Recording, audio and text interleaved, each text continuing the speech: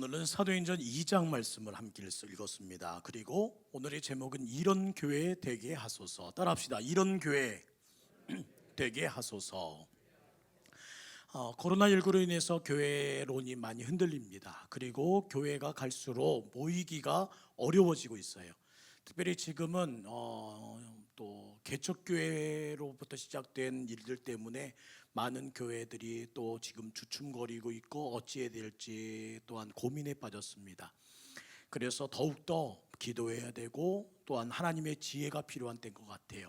우리 모든 성도님들이 하나님의 은혜 가운데 흔들린 우리 교회론이 다시 서고, 또한 사도행전을 통해서 초대교회 주셨던 하나님의 모델 교회가 우리 동북교회로 전이되어 또한 하나님의 거룩한 은혜로 설 수 있는 교회 될 수 있도록 기도해 주실 것을 다시 한번 부탁드립니다. 항상 제가 곱씹으며 곱씹을수록 멋지고 또한 제 심장을 뛰게 하는 문구가 있습니다. 바로 이겁니다. 성령의 바람이 동서사방에서 불어 매주 동북교회 예배자가 늘어나게 하옵소서. 이제는 모든 성도님들이 함께 기도해 주시는 제목이 됐고, 오늘 우리 2장의 마지막에 있었던 것처럼 날마다 더하는 교회의 역사를 우리 모두가 경험할 수 있도록 하나님께서 부어주시는 것을 함께 누리게 됩니다.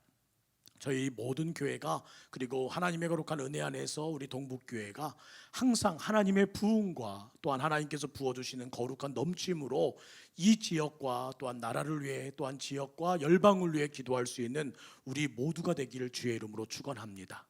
비전이 중요합니다. 비전을 가져야 하나님의 거룩한 은혜 가운데 달려갈 수 있어요. 어찌 보면 제게 있어서의 비전은 바로 이겁니다. 성령의 바람이 불어와야 하고, 그로 인해서 믿는 자의 수가 늘어나는 것이 건강한 교회요, 주님께서 원하시는 교회라는 비전을 가지고 가요.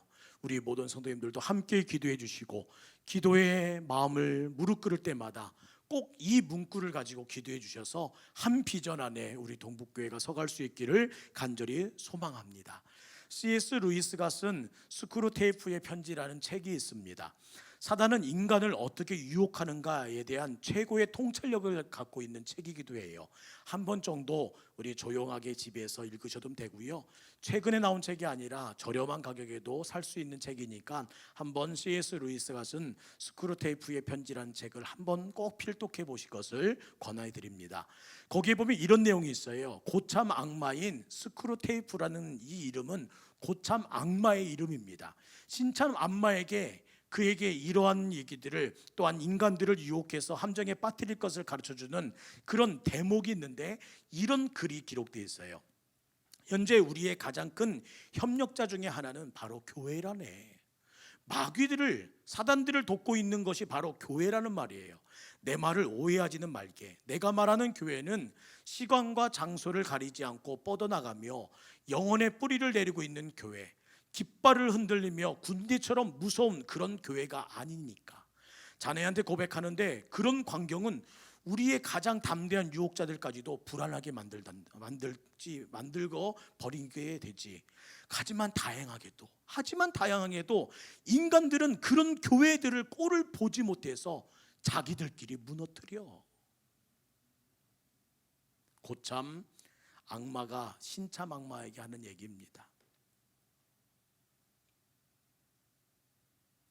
깃발을 휘둘리며 군대처럼 무서운 교회들, 그리고 영원한 하나님의 복음에 뿌리를 내리는 교회들은 그들을 벌벌 떨게 하는, 최고의 능력을 가졌다는 악마 역시도 얼어붙게 하는 그런 상황에 그들이 다양하게도 생각하는 것은, 인간들은 그런 교회의 꼴을 보지 못해 자기들끼리 넘어뜨린다는 거예요. 한국에 여행 온 한 관광객이요, 비행기에서 내리는데 서울 야경을 보았더니 놀라운 것이 보이더래요. 그 중에 하나가 교회 십자가 철탑에 빨간 십자가가 세워진 것이 이렇게 많다니 하며 놀랐다는 겁니다. 그 내용을 한 잡지에 썼는데, 그가 이런 질문을 던졌어요. 그런데 내 안에 질문이 생겼다. 왜 이렇게 교회가 많아야 하는가? 왜 이렇게 교회가 많아야 하는가? 이해할 수 없었다.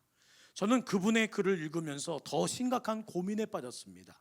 그것은 무엇이냐면, 왜 이렇게 교회가 많은데도 세상은 달라지지 않는가 하는 것입니다. 오히려 교회가 많아서가 문제가 아니라 더 심각한 것은 그럼에도 불구하고 세상이 달라지지 않는 것은 무슨 이유일까? 스크루테이프의 편지는 그런 고민에 빠진 우리에게 답을 줍니다. 그 답이 무엇이냐? 교회다운 교회가 없기 때문이라는 거예요. 아니, 더 정확히 말하면 성도들조차도 교회가 무엇인지 모른 채 살아가며 어떠한 교회를 비전으로 갖고 있지도 모른 채 그냥 쫓아가는 걸음으로, 종종 걸음으로 살아간다는 겁니다. 교인들은 말합니다. 교회 간다. 그때 교회는 뭐예요? 건물을 말합니다. 그러나 성경은 건물은 교회가 건물이 아니라 에클레시아, 에크, 밖에서, 셀레오, 부르다. 하나님께서는 에클레시아, 밖에서부터 칼레오, 부른 하나님의 백성들을 교회라 말씀하셨어요. 주님께 부름받은 무리, 그가 바로 교회라는 겁니다. 따라합시다. 주님께 부름받은 무리, 그게 에클레시아, 바로 이곳에 계신 여러분이 바로 교회라는 거예요. 우리들은 교회 간다 얘기하지만 이 성전이 교회가 아니라 진정한 교회는 여러분 한 분 한 분이 함께 뭉쳤을 때 교회가 되어진다는 거예요. 근데 코로나19로 무너진 게 뭐예요? 예배요, 교회입니다. 왜요? 무리가 깨졌어요. 그런데 많은 분들이 교회에 오지 못하는 것을 슬퍼합니다. 아니요, 우리들이 하나님으로부터 부름받은 하나님의 백성들이 하나로 모이지 못함이 슬픈 일이라는 사실을 잊지 않기를 소망합니다. 이게 바로 교회론의 붕괴라고요. 함께 모여야 하고 함께 교제해야 되고 함께 은혜를 나눠야 될 하나님의 교회, 주님께서 부르신 무리들이 함께하지 못한 채 이제는 거리를 둬서 2m 거리를 둬야 되고 마주하며 대면하지 못하는 현실, 그리고 더 나아가 예배로 오지 말라고 권장하며 소그룹도 모임도 갖지 말라고 하는 오늘의 현실에 이 모든 일들이 가장 위험한 일이고 무서운 일이라는 사실을 잊지 않기를 주의 이름으로 축원합니다. 동북교회만은 교회가 무엇이냐? 우리가 에클레시아, 하나님으로부터 부름받은 우리가 교회입니다라는 사실을 잊지 말고 하나님의 거룩한 무리가 붕괴되지 않고 이 무리가 해체되지 않기 위하여 오늘도 힘써 기도함으로 하나님의 교회를 지켜나가는 우리가 되기를 간절히 원합니다. 교회에 모이지 못할 문제가 아니에요. 이것 때문에 교회론이 흔들어졌다는 것이 아니라 하나 되어 교제하던 우리의 무리, 하나 되어 예배하던, 하나 되어 찬송하던 우리의 이 무리가 깨어져 버렸는 것이 오늘의 현실이고 앞으로 다가올 위기라는 겁니다. 사랑하는 성도 여러분, 교회로 건물로 받아들이고 있는 것이 우리의 문제라는 사실 잊지 마시고 여러분 한 분, 옆에 앉아있는 모든 한 분 한 분이 하나 되는 것, 그것이 교회가 사는 것이요, 주님이 말씀하신 교회 부흥인 걸 잊지 마시고 눈에 보이지 않는다면 한 분이 우리 안에서 사라져서 이 빈자리를 만들고 있다면 야, 우리 교회 큰일 났구나 하는 마음으로 함께 기도해 주는 성도 되시기를 주의 이름으로 부탁드립니다. 한 분을 찾고 한 분이 보이지 않으면 우리 교회 큰일 났네, 하나님의 거룩한 은혜 가운데 우리 교회 벽돌 한 장이 빠졌네, 하나님의 거룩한 은혜 가운데 계단 한 칸이 무너졌네 하는 마음으로 깨어 있어야지만 교회가 산다는 사실 잊지 마시고 이런 교회 되게 하소서. 한 분이 보이지 않으면 걱정이 되고 우리 교회가 하나님의 거룩한 은혜 가운데 큰일 납니다 하며 애통하고 무릎 꿇을 수 있는 진정한 교회, 그것이 바로 동북교회의 비전이요 정체성이 되기를 주의 이름으로 간절히 원합니다. 제가 동북교회에 부임하면서 가장 많이 들었던 힘든 인사가 있습니다. 그것이 뭐냐면 축하합니다라는 인사였어요. 마치 한 건물의 지주로 부임하는 것처럼 만나는 분들마다 저에게 문자를 보냅니다. 통화를 하십니다. 축하합니다, 축하합니다. 저는 축하받는 것들이 왜인지 모르겠어요. 목사는 한 교회의 전유물로 또한 이 모든 교회를 내 것으로 만드는 사람이 아니라 정말 그 모든 일들 가운데 하나님의 거룩한 교회를 지키기 위하여 또 계단 한 칸을 뚫기 위해서 성도들과 벽돌 한 장을 쌓기 위해서 이곳에 파송된 짐꾼이요 청지기인데 뭐가 축할 일이에요? 죽기를 각오하고 오는 일인데. 그러나 많은 사람들이 제가 당황하자 이렇게 말씀하시더라고요. 물론 하나님이 하시는 것이지만 다 목사님이 하는 거잖아요.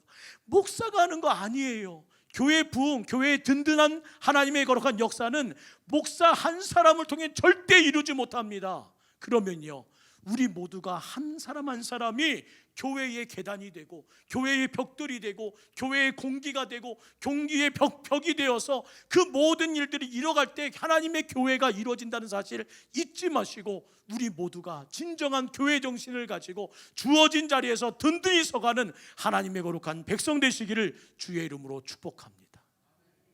오늘날 가장 큰 비극은 교회가 더 확장되지 않는 게 아니에요. 성장이 중단되고 기독교인들이 일컫는 사람이 줄어드는 게 문제가 아닙니다. 오늘날 가장 큰 비극이 뭔지 아세요? 사람들이 기독교가 무엇인지 모르고 교회가 무엇인지 모른다는 거예요. 그냥 건물 보면 교회가 있구나, 아니에요. 하나님의 거룩한 백성들의 무리가 건강할 때에 교회가 있는 거예요. 잊지 마세요. 사도행전은 우리에게 거듭거듭 하나님의 거룩한 정신으로 말합니다. 교회 건물이 든든히 서가고 교회 건물이 아름다워지는 게 문제가 아니라 이 자리에 계신 한 분 한 분이 거룩한 건강함으로, 거룩한 영성으로, 거룩한 성령으로 세움받을 때 하나님의 거룩한 교회가 든든해진다는 사실 잊지 마시고, 제발 동북교회를 위해서, 동북교회의 미래를 위해서 여러분 한 분 한 분이 영적 건강을 취하기를 주의 이름으로 축원합니다. 기독교가 무엇인지, 교회가 무엇인지 분명히 알 때가 되었어요. 그것을 알기 위해서 앞으로 28주간 이 성경 한 장 한 장을 읽으며 사도행전 한 장 한 장에 담겨진 하나님의 거룩한 마음들을 읽어나가는 일들을 하기 위해서 이 드라마 바이블을 선택했다는 겁니다. 오늘 나눌 사도행전 2장은요, 두 가지 사건이 있어요. 첫 번째, 오순절 성령 사건이 기록되어 있고, 그 후에 성령 받은 사람들의 삶이 어떻게 바뀌었는지를 묘사하고 있습니다. 과연 성령의 바람이 동서사방에서 불어오는 교회, 성령의 바람을 마주하는 자들의 삶은 어떨까? 그리고 더 나아가 동북교회는 어떠한 공동체가 되어야 하나님이 기뻐하실까를 오늘 본문을 통해서 함께 생각해 보기 원합니다. 예수님이 십자가에 죽으신 이후에 예수님을 추종하던 그리스도에 대한 반응은 싹 달라졌어요. 이전과 달리, 이전에 예수님이 계실 때는 호산나 호산나 부르며 왕으로 오신 예수님을 맞아 이 모든 일대의 개혁이 일어날 것을 기대했던 그 무리들이 싹 사라져버려요. 어떤 사건과 함께? 예수님의 죽으심과 함께. 그리고 제자들을 조롱하고 비난하고 정죄합니다.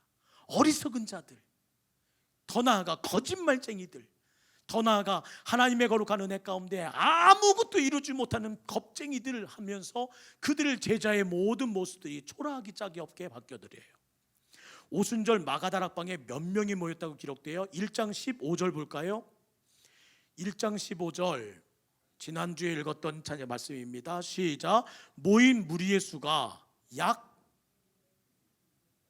몇 명 되었다고요? 여기서 봐야 될 것은 뭐냐면 120명이라가 아니라 120명이나 되더라. 약 120명. 예수님이 십자가에 달리기 전에는 수많은 무리들이 예수님을 따랐습니다. 이렇게 기록되어 합니다. 그런데 오늘의 현실은 뭐예요? 약 120명이나 되더라. 고작 120명 뿐인데, 보잘것없는 갈릴리 사람, 배운 것도 없고 돈도 없고 권세도 없고 영향력도 없는 120명. 그런데 당시 분위기로 봐서는 기대 이상의 결과라는 것을 오늘 본문은 이나라는 단어를 통해서 우리에게 보여줘요. 이제 예수님과 제자들은 더 이상 세상의 관심거리가 아닙니다. 오히려 조롱거리, 비난거리, 정죄거리가 되어버렸어요. 그러나 성령 강림 사건 이후에 말씀을 전하는 베드로의 설교를 듣고 영적 분위기는 또 싹 달라집니다. 반전이 일어나요. 오늘 2장 41절 말씀 볼까요? 그 말을 받은 사람들은 세례를 받음에 이날에 신도의 수가 몇 명이나 되더라? 3천이나. 또 놀라운 표현이 있습니다. 120명이나 했던 그 표현이 어떻게 바뀌었어요? 3천이나. 또한 4장 4절을 보세요. 4장 4절. 말씀을 들은 사람 중에 믿는 자가 많으니 남자의 수가 약 5천이나. 5천이다. 본문 47절, 2장 40절 다시 한번 돌아볼까요? 하나님을 찬미하며 온 백성에게 칭송을 받으니 주께서 구원받은 사람을 어떻게 하셨대요? 날마다 더하게. 그동안은 초라하기 짝이 없었어요. 120명이나. 이게 얼마나 큰 기적인데요. 그랬던 교회가 지금 생각지 못했던 하나님의 역사, 베드로의 설교가 성령 충만하여 오순절 다락방 사건을 경험한 사람들의 증언을 통해 갑자기 역사합니다. 3천이나 5천이나 날마다 더했다고? 이제 더 이상 그리스도의 조롱이나 비난이나 정죄 대상이 아니에요. 이제 그들은 로마 사람들에게 두려움의 대상이 되었고, 더 나아가 그들의 삶과 그들의 긍정적인 역사의 에너지들은, 하나님을 향한 부활신앙들은 그를 칭송받는, 칭찬 듣는 대상들로 바꾸었다는 겁니다. 약 120명이나 했던 그 시작된 일이 어떻게 이렇게 되었냐는 말이에요. 단순히 숫자가 많아졌기 때문이 아닙니다. 사실 교회가 얼마나 많습니까? 이렇게 교회가 많고 그리스도인이 많지만 정작 두려움과 칭송의 대상이라고 보다는 오늘날 한국교회도 마찬가지예요. 비난받고 정죄의 대상이 되어버린 오늘 아닌가요? 세상을 변화시켜야 될 교회가 도리어 개혁의 대상이라는 손가락질을 받는 오늘의 실정들. 그런데 초대교회는 어땠어요? 그 무시무시한 로마의 지배 속에 있으면서도 두려움의 대상이었고 칭찬 듣는 대상으로 바뀌었다. 3,000명, 5,000명씩 회개하고 예수 믿는 부흥과 성장이 일어나게 된 그 비결, 그것이 무엇이었냐는 거예요. 오늘 몇 가지만 살펴보며 다시 한번 우리도 이렇게나 했던 우리의 마음이 성령의 바람이 불어 예배자의 수가 늘어나는 하나님의 역사로 이렇게나 이게 정말 된다고 하는 이 감탄으로 바뀌어진 날이 속히 오길 주의 이름으로 축원합니다. 가끔 우리는 만연해서 말해요. 이렇게나 많이 모였어요. 그러나 하나님의 역사는 이것을 나라고 생각하며 제안하는 것이 아니라 보여주시잖아요. 그렇게 생각했던 인간의 생각들, 그 상황의 생각들을 다 깨부시고 3천이나 5천이나 날마다 더 하셨다고. 저는 이 역사가 일어나는 동북교회 되기를 기도합니다. 이 역사가 간증되는 우리가 되기를 축복합니다. 이렇게 되는 하나님의 역사를 보기 원합니다. 원하시면 아멘.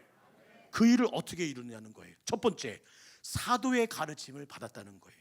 사도행전 2장 42절 함께 있습니다. 2장 42절 시작. 그들이 사도의 가르침을 받아 서로 교제하고 떡을 떼며 오로지 기도하기를 힘쓰니라. 그들이 누구의 가르침을 받았다고요? 사도들은 누구예요? 예수님의 제자들이에요. 제자들의 가르침을 받았다는 거예요. 이전의 서기관들이나 바리새인이 가르쳤던 말씀과는 전혀 다른 메시지가 선포됩니다. 왜일까요? 오순절 다락방의 역사가 그들을 경험했고 그들을 바꿨고 그들을 점령해버린 이후에 그들에서 입에 나오시는 모든 말씀들은 율법과 책에서 본 것이 아니라 체험한 신앙이기 때문에 말하는 사도들의 가르침은 이전의 그 모든 가르침과 달랐다, 똑같았다? 어떻게 달랐어요? 전혀 달랐다는 거예요. 성령님께 정령방한 당한 사람들이 입을 열자 이전에는 한 번도 듣지 못했던 생명수가, 이전에 한 번도 들었던 불꽃이, 이전에 한 번도 경험해줬던 은혜가 넘치더라는 거예요. 다른 말로 하면 사도의 가르침을 받았다는 그들의 삶은 무엇이냐? 성령님께서 친히 그들을 가르치셨고 친히 그들을 깨닫게 하셨고 친히 그들에게 진리로 인도하신 그 길을 그들이 가르쳐줬다. 다른 말로 하면 그들의 사도의 가르침을 받았다는 이 말은 성령님께 점령된 그들의 말을 들었다는 사실이에요. 그렇다면 사도의 말은 곧 누구의 말이었어요? 성령님의 말이었다는 거예요. 성령님이 사도의 마음속을 점령하시자 그 말에서 더 나오는 증언, 간증, 모든 말들이 사람들에게 놀라움과 변화로 이루어졌다는 거예요. 사도행전 2장 2절과 3절 함께 읽을까요? 사도행전 2장 2절 3절 지난주에 제가 함께 나눴던 말씀이기도 해요. 함께 있습니다. 시작. 호련히 하늘로부터 급하고 강한 바람 같은 소리가 있어 그들이 앉아 온 집에 가득하며 마치 불의 혀처럼 갈라지는 것들이 그들에게 보여 각 사람 위에 하나씩 임하여 있더니. 이것은 하나님께서 임재할 때 나타나시는 현상 중에 대표적인 거예요. 출애굽기 19장 16절에서 18절 보면 시내산에서도 하나님이 나타나실 때 모세에게 큰 소리와 불 가운데 임하셨다고 기록되어 있어요. 바람이 세게 불 때 나는 소리가 들렸다는 거예요. 그런데 그 소리가 처음 시작과 같이 시간이 가면 갈수록 더 커지기 시작합니다. 아우, 숨 차 죽겠네. 저는 우리 안에, 동북교회 안에 이 성령의 바람이 불기를 주의 이름으로 축원합니다. 여기서 바람이 부나 이랬는데 어느 순간인가 바람 소리 더 커지는 거예요. 어느 순간 더 커지는 거예요. 그러면서 곳곳에서 아멘 아멘 아멘 아멘 아멘 아멘 불불불불불 하면서 막 은혜 받는 하나님의 백성들이 막 뜨거워지기 시작하고 방언하기 시작하고 찬송하기 시작하고 손들기 시작하고 엉엉 울기 시작하고, 이 모든 일들이 예전에 동북교회에 있었더라. 이게 아니라 이전에 강 목사님 있을 때는 그런 게 있었더라. 그게 아니라 구대 목사, 오 목사가 임할 때에도 그 역사가 또 재현되더라. 우리 할렐루야, 그 은혜가 있기를 주의 이름으로 축원합니다. 이전에 뭐 몇 대 목사님 때는 그게 우리의 간증이었고 그 성령의 바람이 우리 교회를 부흥시켰었는데, 그치? 이게 아니라 요즘 들었어요? 요즘 들려요? 성령의 바람이 동북교회에 불어요. 요즘 들려요? 방언이 터져 나오는 곳에, 곳곳에 주여 아멘 하나님의 울음소리가 들리기 시작하고, 주님의 거룩한 은혜 가운데 곳곳에서 엎드려 신음하기 시작하고, 방언이 터져 나오면서 하나님 앞에 기도하며 랄랄랄랄랄랄랄랄랄 새 바람이 불어오는 거, 새 역사가 시작되는 거 우리 교회에 일어나고 있다고, 그것이 속히 우리의 간증되길 주의 이름으로 축원합니다. 이전에 누가 그것을 했다는 것이 중요한 거 아니라 이제는 누가 그 일을 해야 돼요. 아유 아파. 내가 하나씩 되면 때리면서 시작. 내가 이전에 장로님이 그런 일을 하셨었잖아. 이전에 권사님이 그렇게 하셨었잖아. 이전에 집사님이 그렇게 하셨잖아가 아니라 이젠 누가 내가 좀 하나님의 거룩한 은혜 가운데 바람이 불어. 모든 곳곳에서 아무도 모르는 그 바람이 어디서 왔는지 어디로 가는지 모르지만 곳곳에서 증거가 터져나오는 거예요. 불러 행복하다 기쁘다 성령이 오셨네. 우는 소리가 들리고 감동의 소리가 들리고 애원의 소리가 들려서 다시 한번 우리 동북교회가 1970년대 엑스포, 그 모든 하나님의 거룩한 역사의 여의도 집회의 그 뜨거운 역사들이 다시 재현되는 은혜가 있기를 주의 이름으로 축원합니다. 왜 그 일을 꿈꿀 수 있을까요? 성령이, 그때의 성령과 지금의 성령이 다르기 때문에 우리는 꿈을 못 꿀까요? 아니요. 성령에 기록된 성령 오순절의 이 다락방 역사는 지금도 일어날 수 있다 없다? 있다고 믿으시면 아멘. 오늘 그 역사가 일어나기를 주의 이름으로 축원합니다. 그렇게 성령의 바람이 불더니 저 위에서 큰 불 하나가 내려오더니 갑자기 지켜보던 많은 사람이 놀라는 가운데 갑자기 120개로 팍 갈라지더니 각사야 사람들의 머리 위에 다 하나씩 임하여 성령의 거룩한 역사로 뜨거움과 경과 함께 뒹굴고 하나님의 역사로 일하시네, 하나님께서 치유하시네 하면서 기적이 일어나고 병마가 더 나가고 하나님의 역사 가운데 기쁨을 찾고 춤을 추고, 그 모든 은혜가 왜 오늘은 일어나지 않는다는 말입니까? 그 성령님이 지금도 이 금요 성령 집회에 계시는데, 그 오순절 다락바가 바로 오늘 될 수 있는 이 재현, 성령이 오셨네, 성령이 오셨네, 그 찬양을 부르는 자들에게 내가 함께하리 하셨는데 왜 이 자리에서 그 일이 일어나지 않는다고 하나님의 거룩한 은혜 가운데 단언하고 기대하지 않느냐는 말입니다. 이어지는 4절 말씀 보세요.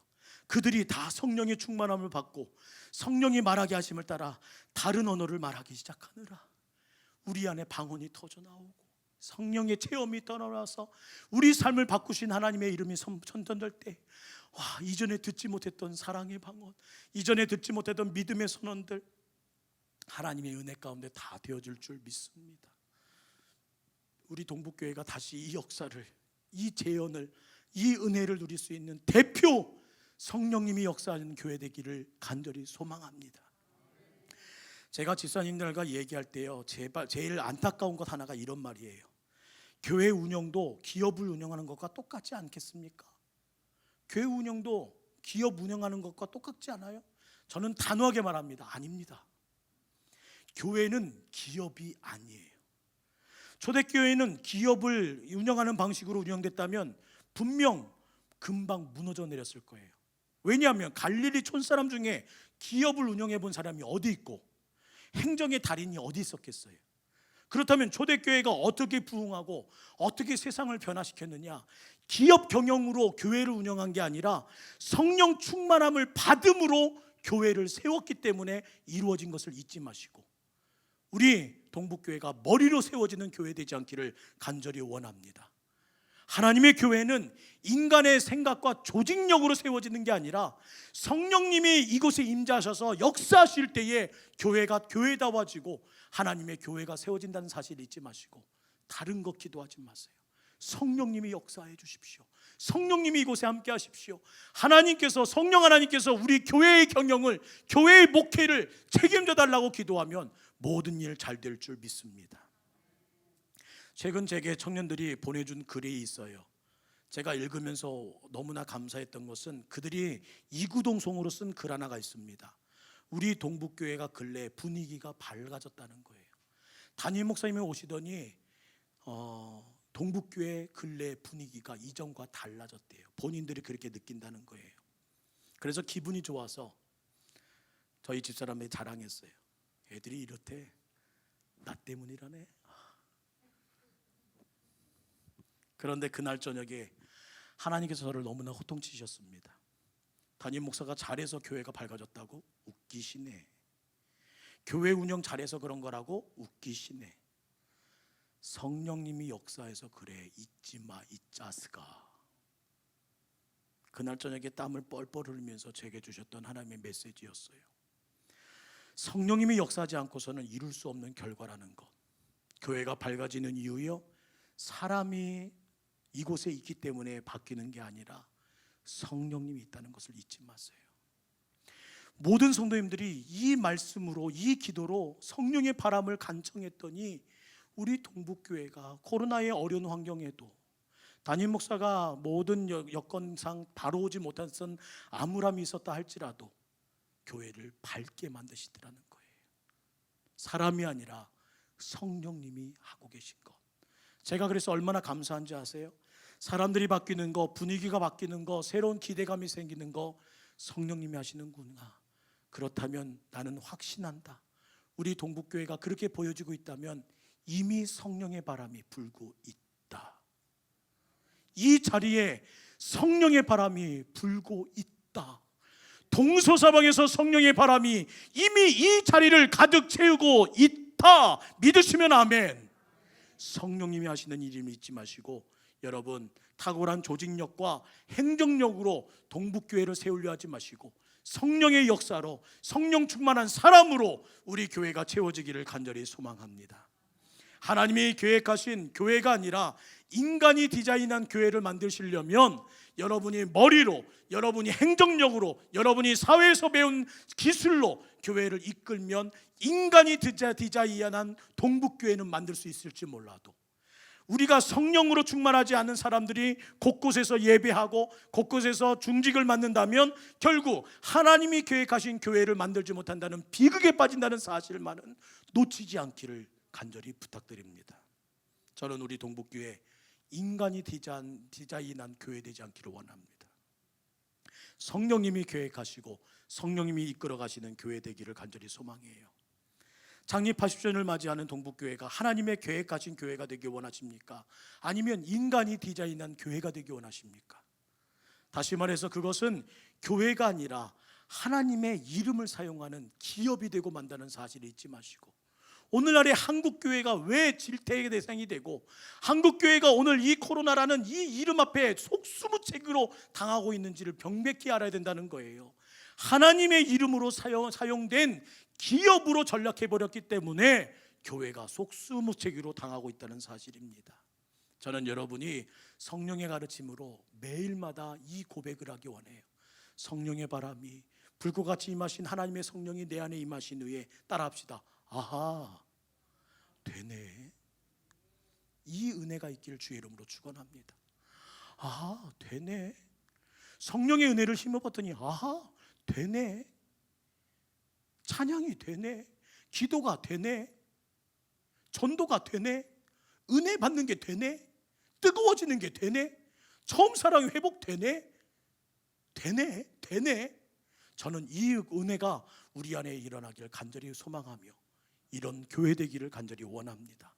성령의 인도하심 받아서 진리로 서가는 인생. 되네. 되네. 저는 항상 만날 때마다 우리 성도님들이 저에게 달려와서 목사님 돼요, 돼. 그 얘기를 함께 나눴으면 좋겠어요. 기도 못하던 내가 성령 받으니까 기도가 돼요. 말씀을 못 외웠던 내가 성령 받으니까 말씀이 외워지는 게 돼요.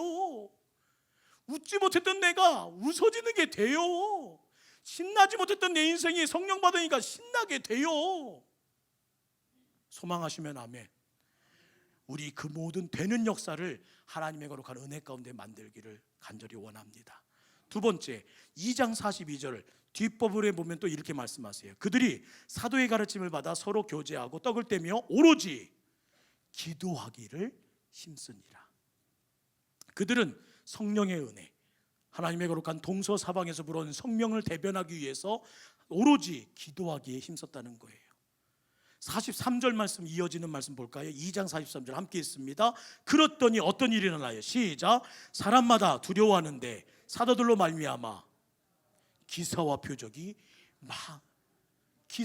나타났어요. 얼마나 나타났어요? 많이. 이왕 나타날 바에는 적게 많이. 저는 많이 나타나기를 원합니다. 하나님의 역사가 일어났다. 45절, 44절, 45절 보세요. 믿는 사람이 다 함께 있어 모든 물건을 서로 통용하고 또 재산과 소유를 팔아 각 사람의 필요를 따라 나눠주며 서로 사랑하게 되었다는 거예요. 그 많은 이 기사와 표적 가운데 서로 사랑하게 되었다. 이게 교회 아닌가요? 서로 사랑하게 되었다. 당시에 이런 모습은 가히 기적과 같은 모습이었습니다. 초대교회 시대는 로마의 지배 안에 있었어요. 로마의 지배하에. 복음서에도 간혹 등장하지만 그때의 세리들이 그 로마에 추종하며 충성을 다하기 위해서 얼마나 횡포를 부렸어요. 세금과 함께 모든 고리대업을 다 끊어가서 로마에게 바치고 자기의 수중에 부자를 만들기 위해 진절머리가 나는 시대입니다. 또한 정치 지도자들과 종교 지도자들이 부패해서 예수님이 상을 뒤엎으시면서 분노하셨던 그 땅이 바로 이 상황이었어요. 한마디로 표현하자면 자기 살기도 힘든 때입니다. 언제 어떻게 상황이 변할지 몰라요. 그러기에 그들이 할 수만 있으면 자기 자신과 자식을 위해 할 수 있는 것이 뭘까요? 돈과 재산을 많이 모아야 하는 것이 생존의 길이었다는 거예요. 그것이 상식적인 거예요. 그런데 불확실한 내일과 미래를 준비할 수 있는 그 길을 선택하지 않고 그들은 무엇을 했다? 서로 사랑하며 서로를 아끼지 않고 내어주어 자기의 수중에 있는 모든 것들을 다 들어 사랑하는데, 베푸는데 서로를 사랑했다. 요한복음 13장 34절 새 계명을 너희에게 주노니 서로 사랑하라. 내가 너희를 사랑한 것 같이 너희도 서로 사랑하라. 이 말씀을 지킨다는 것이 너무 힘든 시대가 바로 이때였어요. 그런데 기도하니까 성령 받으니까 그 일이 되더라는 거예요. 자기 수중에 없더라도 더 베풀고 싶고 더 나누고 싶고. 제가 지난주 하나님 앞에 너무 감사했던 건 뭐냐면 저희 교회의 모든 성도님들이 코로나로 어렵다는 걸 알아요. 그런데 작은 교회, 미자리 교회 임대료 헌금하자는 종에게 주신 부담감 가지고 말씀을 드렸더니 많은 분들이 또 십시일반 헌금을 내셔서 이번 주에 200만 원을 전달했습니다. 200만 원. 다 하나님이 하신 일이고 우리 성도님들이 서로 사랑하는 마음으로 모두 다 내어주신 헌금이기 때문에 이 모든 일이 전달될 수 있라고 생각해요. 전달해드리고 목사님께 연락드렸더니 목사님께서 너무나 감사하다고 저희 교회 후원을 받고 있는 목사님이 친히 전화 주셔가지고 감사하다고. 이거 제가 받을 인사가 아니에요. 우리 성도님들이 다 마음을 모아, 큰 돈이 아닐지 몰라도 다 정성을 다한 헌금입니다.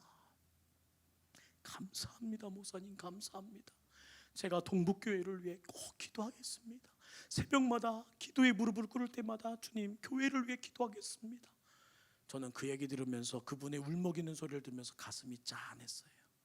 사랑하는 성도 여러분, 기도하니까 성령님의 붙들림 받는 교회가 되니까 이렇게 많은 교회를, 또 우리보다 더 어려운 교회를 기억하면서 섬길 수 있는 교회가 되더라는 거예요. 따라합시다. 기도하니까. 저는 우리 모두 다 오늘 주신 말씀처럼 오로지 기도에 힘쓰더라. 힘썼더니 성령의 역사가 일어나더라. 기도하니까. 마지막 세 번째 2장 46절 함께 있습니다. 2장 46절 시작. 날마다 마음을 같이하여 성전에 모이기를 힘쓰고 집에서 떡을 떼며 기쁨과 순전한 마음으로 음식을 먹고 성전에 모이기를 힘썼더라. 그들은 기도만 힘쓴 것이 아니라 성전에 모이기를 힘썼대요. 사랑하는 성도 여러분, 코로나19로 우리는 확인했습니다. 모일 때 없던 힘이 난다는 사실을, 모이지 않았더니 힘이 축 빠진다는 사실을 저는 확인했어요. 나 혼자도 신앙을 지켜낼 수 있을 거라 생각했는데 저 혼자는 안 되더라고요. 막상 혼자서는 아무것도 못한다는 것을 이 코로나19에 모이지 못하니까 알게 되더라는 거예요. 저는 제가 신앙생활 잘 하고 있는 줄 알았어요. 그런데 제가 신앙생활 잘하고 있는 것이 아니라 옆에 계신 권사님이 계시니까, 집사님이 계시니까, 청년들이 있으니까 제 신앙이 더불어 잘 된다는 것을 코로나가 알려줬어요. 이것이 바로 영적 법칙이다. 함께 해야 된다. 지금도 많은 사람들이 모일 때, 하나 될 때 모든 일들에 조심조심 얘기하지만 왜 모이자고 하냐면요, 나도 살고 너도 살고 우리가 사는 길이기 때문에 우리가 함께 이렇게 모여서 기도하고 함께 모여 얼굴을 마주하면서 그래도 지켜가며 마스크 써가며 우리들이 찬양하고 지켜가며 마스크 거리두기 하면서 이렇게도 예배 드려야 함께 살기 때문에 우리 모든 성도님들이 모이기의 힘씀을 통해서 하나님의 은혜가 있기를 간절히 소망합니다.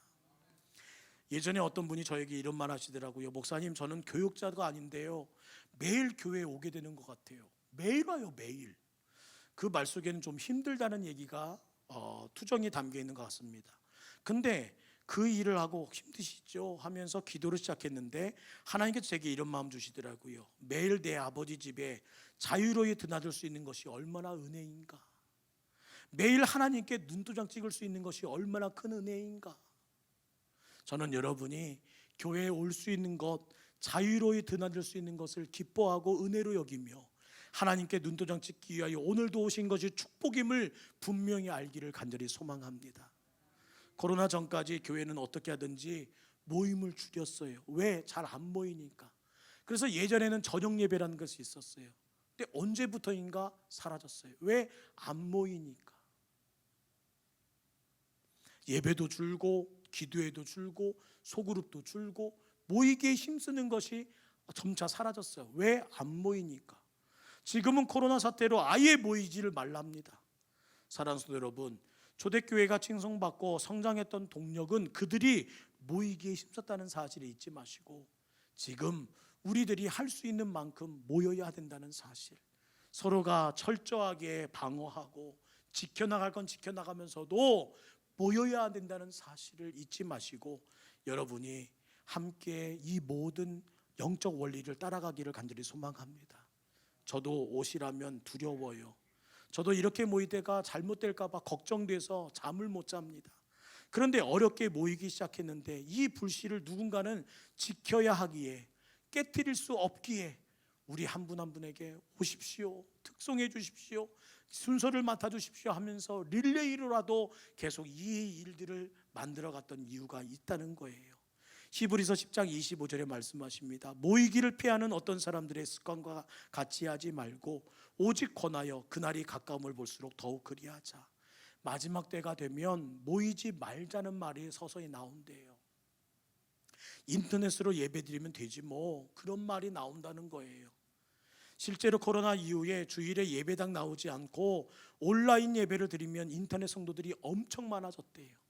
이제 교회 안 가도 된다고 생각하는 성도들이 많아졌대요. 그러나 다시 한번 부탁드립니다. 모여서 예배 드려야 돼요.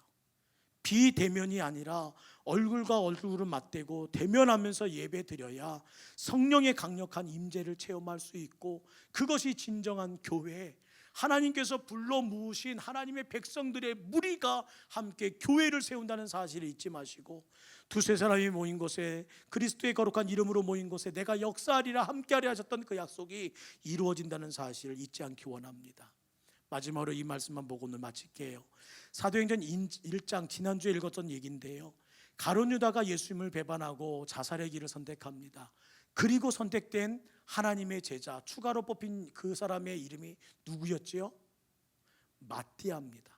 마띠아를 뽑았던 이유를 아십니까? 1장 22절로 갑니다. 사도행전 1장 22절 함께 있습니다. 시작. 항상 우리와 함께 다니던 사람 중에.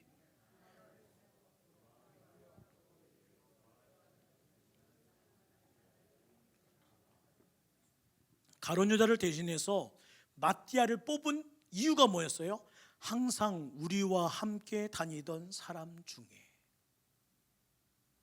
가까이 있고 자주 보는 것 중요합니다. 그래야 선택되고, 그래야 그 빈자리를 채울 수 있는 하나님의 종으로 선택받게 되어 있어요. 항상 우리와 함께 다니던 사람 중에. 저는 앞으로 우리 모두가 하나님의 은혜 가운데 함께 다니는 사람 되기를, 담임 목사와 함께 다니는 권사님이 많아지고, 함께 다니는 장로님이 많아지고, 함께 다니는 집사님들이 많아지는 우리 교회 되기를 간절히 소망합니다. 코로나로 알게 하셨어요. 여러분의 얼굴만 보고 있어도 좋다는 거를. 그냥 이렇게 얼굴만 보고 있어도 너무 좋아요. 그냥 진취적인 얘기 하지 않아도 좋겠어요. 그냥 잡담이라도 나누고 싶어요.